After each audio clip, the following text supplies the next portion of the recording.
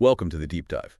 We're here to take the information we have, sort of unpack it, and really figure out what matters for you. And today our focus is, unfortunately, on that recent, very tragic climbing accident up in the North Cascades. We've looked at news reports, climber discussions, expert takes on rappel safety. Yeah, try to get the full picture. Exactly, to really understand what happened beyond just the headlines. Right, so our mission here is to piece together what likely occurred, why, and crucially, what lessons we can maybe take away. We want to present it clearly, without getting bogged down. Okay, so let's start with the basics of what happened. The sources say it was Sunday, May 11th, 2025, about 11:30 in the morning. And the location, near North Early Winters Spire, that's west of Mazama, Washington, right? About 16 miles. That's right. And interestingly, one of the discussions we saw on Reddit, actually, pointed out this is technically outside the national park complex. Okay. Does that matter much? Well, it could. It might relate to the types of fixed anchors found there, maybe their maintenance standards or lack thereof. Something to keep in mind. Got it. So they were rappelling, going down the Early Winter Couloir. Yes, it's described as a classic route, but definitely a demanding one. It sits between the North and South Early Winters Spires. The terrain is, well, it's steep, it's exposed, pretty remote. Adds to the challenge for sure. And it's a group of 4 climbers. 4 climbers, yeah. All from King County, ages 36, 47, and 63.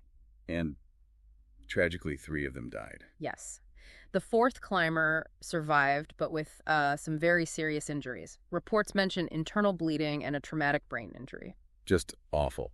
And what prompted the descent? They saw weather coming in? That's what the reports indicate, yeah. An approaching storm and, that element of needing to move quickly. Right. That could definitely play a role in decision-making under pressure. Absolutely. Something to consider when we talk about safety practices later. And the fall itself, about 400 feet. Roughly 400 feet, yes. A terrible distance. So the big question then is why? What caused this? Well, the initial reports and pretty much all the discussion points very strongly towards anchor failure. Okay.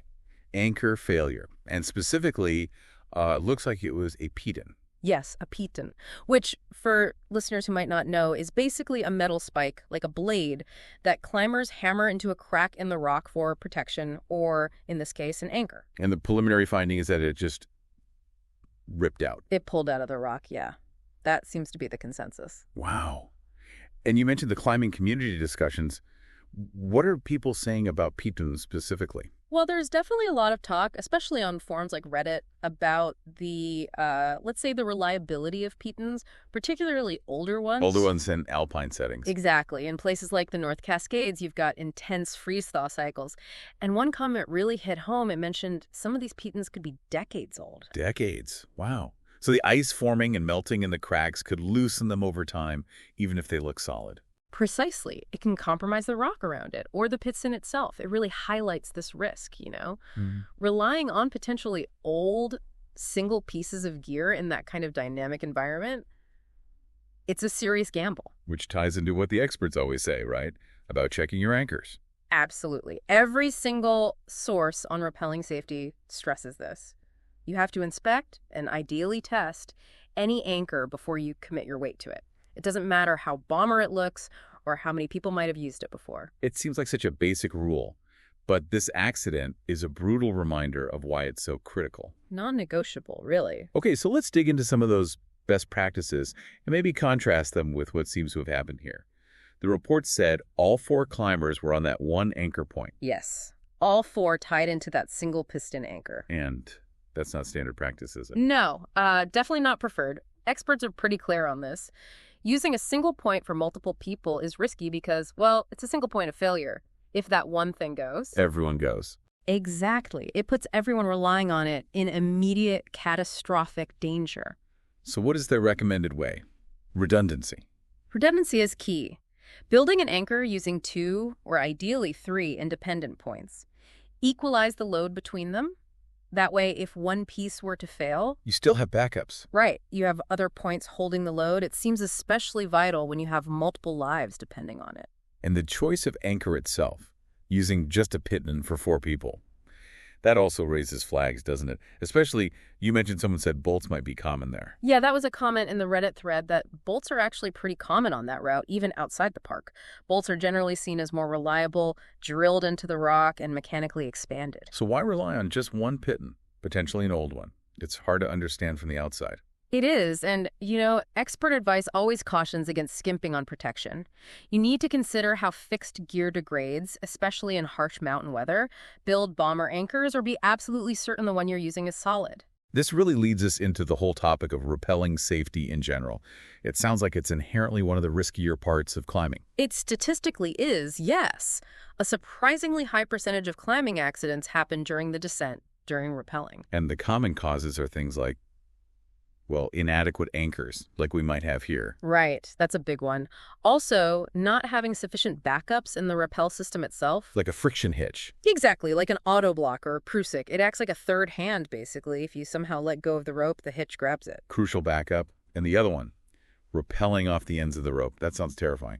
It is, and entirely preventable. That's why tying stopper knots in the ends of your rappel ropes is just fundamental. Always, always do it. It takes 2 seconds and can literally save your life. Simple but effective. What else? Wow. Communication. Absolutely vital. Clear communication within the team. Everyone needs to be on the same page about the plan, the anchors, who's doing what. And preparation beforehand. Researching the route. Oh, huge. Knowing the descent route, what kind of anchors to expect, potential hazards. That's essential homework before you even leave the ground. What about gear? Carrying extra stuff. Yeah, carrying things like extra cord or webbing for building or backing up anchors, maybe a knife. It's smart, especially if you might need to use natural anchors, like trees or rock features. And you mentioned something called the bale trail. What's that? It's this concept, basically a warning against blindly trusting anchors you find left behind by others. Just because someone else used it doesn't mean it's safe now. You always have to make your own assessment. Always. Check it yourself. Every single time. Shifting focus a bit, let's talk about the survivor. It's just incredible to think about his ordeal. Serious internal injuries, a TBI, and he's self-rescued. It's truly remarkable. He managed to hike out of that really rugged terrain. One report said it took him a number of hours. Wow. Injured like that, alone. Yeah. The mental and physical fortitude that must have required. Unbelievable. He hiked until he found a payphone, of all things, in New Salem to call for help. And he was then airlifted to Harborview in Seattle. The undersheriff even mentioned he wasn't initially aware of how bad the internal injuries were. Just an incredible story of survival amidst such tragedy. So where do things stand now? There's an ongoing investigation? Yes, the Okanogan County Sheriff's Office is leading that with help from search and rescue teams and the Snohomish County Helicopter Unit. They're working to determine the exact sequence of events, confirm the specifics of the anchor failure. And the climbing community response. As we touched on, a lot of sadness, naturally, but also a lot of thoughtful discussion online about contributing factors, lessons learned, and of course, a huge outpouring of sympathy for the families and friends of the climbers who were lost. Right. So if we were to try and summarize the key takeaways from this deep dive, what stands out? Well, it seems highly likely this awful accident stemmed from the failure of a single anchor that piton, potentially old, which couldn't hold the weight of all 4 climbers rappelling. And that failure was probably exacerbated by, the general risks of rappelling, the tough alpine conditions, and maybe that pressure from the incoming storm. Exactly. It just starkly underlines how critical it is to assess anchors meticulously, to always use redundancy, to stick to proven rappelling techniques, and just to have immense respect for the mountains. It's a sobering reminder, isn't it, that even experienced people, human error, or maybe just a lapse in following best practices, can have absolutely devastating outcomes in these kinds of environments. It really can.